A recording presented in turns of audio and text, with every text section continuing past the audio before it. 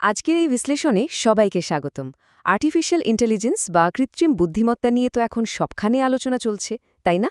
আজ আমরা এই এআইকে একদম মূল অংশগুলোতে ভেঙে এর শরীরবৃত্তীয় একটা ব্যবচ্ছেদ করব আর জানার চেষ্টা করব প্রযুক্তিটি আসলে কিভাবে কাজ করে। চলুন একেবারে গভীরে যাওয়া যাক। বিখ্যাত এআই বিশেষজ্ঞ অ্যান্ড্রু এনজির একটা চমৎকার কথা দিয়ে শুরু করা যেতে পারে। তিনি বলেছেন যে এআই মূলত মানুষের সীমাবদ্ধতা দূর করার একটা দারুণ হাতিয়ার। আজকের এই পুরো ব্যাখ্যার মূল ভিত্তি হল এই ধারণাটা। এআই কোনো প্রতিপক্ষ নয়, বরং মানুষের দৈনন্দিন একঘেয়ে পরিশ্রম কমানোর এক শক্তিশালী মাধ্যম। আজকের এই ব্যাখ্যার রোডম্যাপটা খুবই সহজ। আমরা একে আলোচনা করব এআইয়ের বিবর্তন, মেশিন কিভাবে শেখে, মানুষের ভাষা বোঝা, কম্পিউটারকে দৃষ্টিশক্তি দেওয়া, রোবোটিক্সের জগৎ এবং সবশেষে এআইয়ের নৈতিকতা ও ভবিষ্যৎ নিয়ে।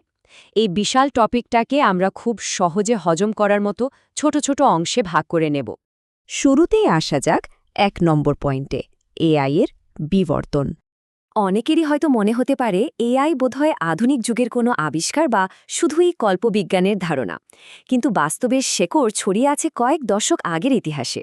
১৯৫০-এর দশকে প্রথম দাবা খেলার কম্পিউটার প্রোগ্রাম তৈরি থেকে শুরু করে ১৯৫৬ সালে জন ম্যাকার্থির আর্টিফিশিয়াল ইন্টেলিজেন্স নাম দেওয়ার মাধ্যমে এর আনুষ্ঠানিক যাত্রা শুরু। এরপর ৮০-র দশকে আসে বিখ্যাত এআই উইন্টার, যখন ফান্ডিং আর আগ্রহ দুটোই কমে যাওয়ায় গবেষণায় একটা বড়সড় স্থবিরতা দেখা দেয়। কিন্তু ৯০-এর দশকে ইন্টারনেটের বিস্তারের ফলে বিপুল পরিমাণ ডেটা তৈরি হতে থাকে, যা এআইয়ের পুনরুত্থান ঘটায়। আর ২০০০-এর দশকে এসে ডিপ লার্নিংয়ের যুগান্তকারী সাফল্যগুলো আজ আমাদের এই বিস্ময়কর অবস্থানে নিয়ে এসেছে। কি দারুণ একটা উত্থান পতনের গল্প, তাই না? এরপর ২ নম্বর বিষয়, মেশিন আসলে কিভাবে শেখে। চলুন এবার আমাদের এআইয়ের মস্তিষ্ক কিভাবে তৈরি হয়, অর্থাৎ মেশিনগুলো কিভাবে তথ্য প্রসেস করে আর নিজে নিজে সিদ্ধান্ত নেয় সেটা দেখা যাক। এই পুরো ব্যাপারটাকে একটা রাশিয়ান ম্যাট্রিয়স্কার ডলের সাথে তুলনা করা যেতে পারে, যেখানে একটা পুতুলের ভেতরে থাকে আরেকটা পুতুল। একদম বাইরের বড় বৃত্তটি হলো পুরো আর্টিফিশিয়াল ইন্টেলিজেন্স বা ব্রড এআই। তার ভেতরে আরেকটু জুম করলে পাওয়া যায় মেশিন লার্নিং, তার ভেতরে নিউরাল নেটওয়ার্ক, আর একদম কেন্দ্রে একেবারে কোর জায়গায় রয়েছে ডিপ লার্নিং, অর্থাৎ জিনিসটা ক্রমশ সূক্ষ্ম আর গভীর প্রযুক্তির দিকে যাচ্ছে। এখন এই মেশিন লার্নিংয়ের ভেতরের শাখাগুলো খেয়াল করলে দেখা যাবে এর প্রধান ভাগগুলো হল সুপারভাইজড, আনসুপারভাইজড, সেমি সুপারভাইজড এবং রিইনফোর্সমেন্ট লার্নিং। এগুলো মূলত এক একটা অ্যালগরিদমের কাঠামো, আর এই কাঠামোগুলোর মাধ্যমে মেশিনগুলো ক্রমাগত ডেটা থেকে শিখতে থাকে এবং সময়ের সাথে সাথে নিজেদের পারফরম্যান্স আরও উন্নত করে। এই শেখার প্রক্রিয়ার পার্থক্য বাস্তবে কেমন হয় তা বোঝা কিন্তু খুব জরুরি। সুপারভাইজ লার্নিংয়ে মেশিনকে আগে থেকেই উত্তর বলে দেওয়া থাকে। যেমন ধরুন, প্রচুর ইমেল দিয়ে স্প্যাম ফিল্টারকে শিখিয়ে দেওয়া হলো কোনটা স্প্যাম আর কোনটা স্প্যাম নয়। অন্যদিকে আনসুপারভাইজ লার্নিংয়ে কোনো লেবেল বা আগাম তথ্য থাকে না। মেশিন নিজেই বিপুল ডেটা ঘেটে প্যাটার্ন বের করে ফেলে। এই যেমন একটা শপিং মলের হাজার হাজার ক্রেতার কেনাকাটার ডেটা থেকে মেশিন নিজেই যখন ক্রেতাদের ধরন অনুযায়ী বিভিন্ন সেগমেন্টে ভাগ করে ফেলে, সেটাই হলো আনসুপারভাইজড লার্নিং। ৩ নম্বর ধাপে আমরা দেখব এআই কিভাবে মানুষের ভাষা বোঝে। এবার আমরা এআই এর কণ্ঠস্বর আর কানের দিকে জুম করব। ন্যাচারাল ল্যাঙ্গুয়েজ প্রসেসিং বা এনএলপি কিভাবে কম্পিউটারকে মানুষের মুখের কথা আর লিখিত ভাষা বুঝতে সাহায্য করে তা আসলেই অবাক করার মতো। এনএলপির সক্ষমতা কিন্তু ব্যাপক। এটি একটা বাক্যের ব্যাকরণ বা পার্ট অফ স্পিচ বুঝতে পারে, মানুষের আবেগ বা সেন্টিমেন্ট বিশ্লেষণ করে বলে দিতে পারে একটা প্রোডাক্ট রিভিউ পজিটিভ নাকি নেগেটিভ। এমনকি এটি সম্পূর্ণ অপরিচিত একটা ভাষা অনুবাদ করতে পারে কিংবা বিশাল বড় কোনো ডকুমেন্টের খুব সুন্দর একটা সারাংশ তৈরি করে ফেলতে পারে। সবচেয়ে ইন্টারেস্টিং ব্যাপার হল নেমড এন্টিটি রেকগনিশন বা এনইআর। এই প্রক্রিয়ার মাধ্যমে এআই কিভাবে একটা বাক্য থেকে নাম, স্থান বা প্রতিষ্ঠান আলাদা করে ফেলে সেটা খেয়াল করার মতো। যেমন এই বাক্যে ইলন মাস্ক যে একজন ব্যক্তি, বার্লিন যে একটা স্থান, আর টেসলা যে একটা প্রতিষ্ঠান, এআই সেটা একদম নিখুঁতভাবে শনাক্ত করে আলাদা ট্যাগে সাজিয়ে ফেলতে পারে।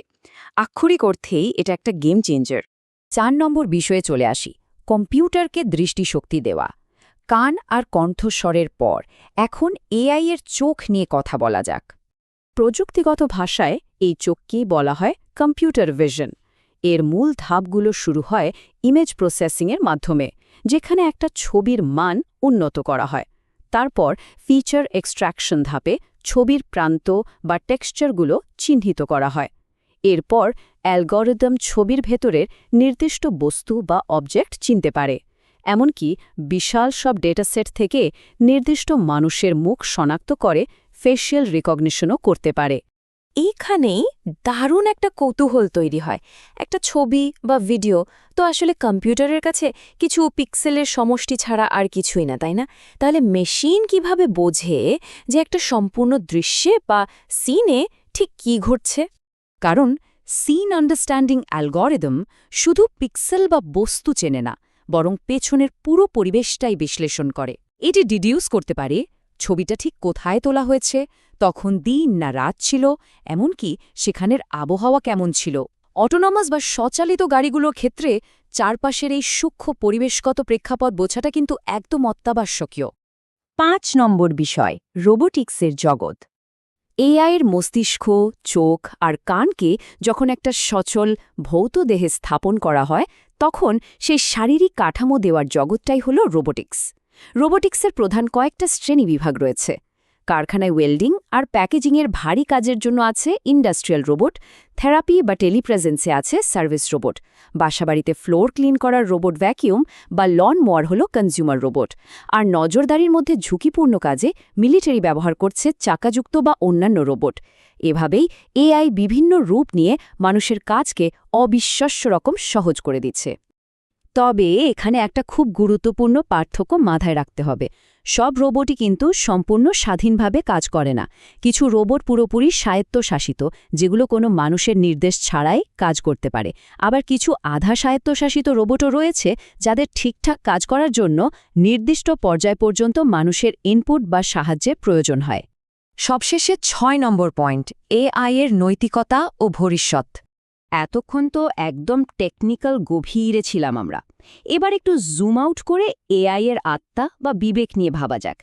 এত শক্তিশালী একটা প্রযুক্তিকে সঠিক পথে চালানোর জন্য কিছু শক্ত গার্ডরেল বা নীতিমালার প্রয়োজন। সবচেয়ে গুরুত্বপূর্ণ পয়েন্টই হল, একটি এআই ঠিক ততটাই নিরপেক্ষ ও সুষ্ঠু যতটা নিখুঁত ডেটা তাকে দেওয়া হয়। যদি মানুষের দেওয়া ট্রেনিং ডেটার ভেতরেই পক্ষপাত বা ত্রুটি থাকে, তবে সেই মেশিন লার্নিং মডেলটিও ভুল, অন্যায্য এবং বৈষম্যমূলক আচরণ করবে। তাই সঠিক ডেটা দেওয়াটা একেবারে ক্রুশাল। এর পাশাপাশি মানুষের ডেটা প্রাইভেসির বিষয়টা একেবারেই এড়িয়ে যাওয়ার মতো নয়।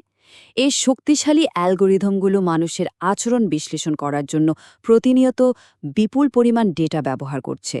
তাই সাধারণ মানুষের তথ্যের গোপনীয়তা লঙ্ঘন না করে জিডিপিআরের মতো নিয়ম মেনে স্বচ্ছভাবে ডেটা পরিচালনা করাটা যে কোনো এআই ডেভেলপার বা প্রতিষ্ঠানের জন্য এক চরম নৈতিক দায়িত্ব। এই ব্যাখ্যার শেষে এসে একটা ভাবনার জায়গা রেখে যাওয়া যাক। কৃত্রিম বুদ্ধিমত্তা নিজে নিজে ভালো বা খারাপ কিছুই নয়। এটি কেবলই একটা অভাবনীয় টুল বা হাতিয়ার। মানুষ কি নিশ্চিত করতে পারবে যে এআই নৈতিকভাবে স্বচ্ছতার সাথে এবং শুধুমাত্র সমাজের মঙ্গলের জন্যই ব্যবহৃত হবে? এই ভবিষ্যৎ প্রযুক্তিকে সঠিক পথে পরিচালনার চূড়ান্ত দায়িত্বটি কিন্তু আসলে মানুষেরই হাতে।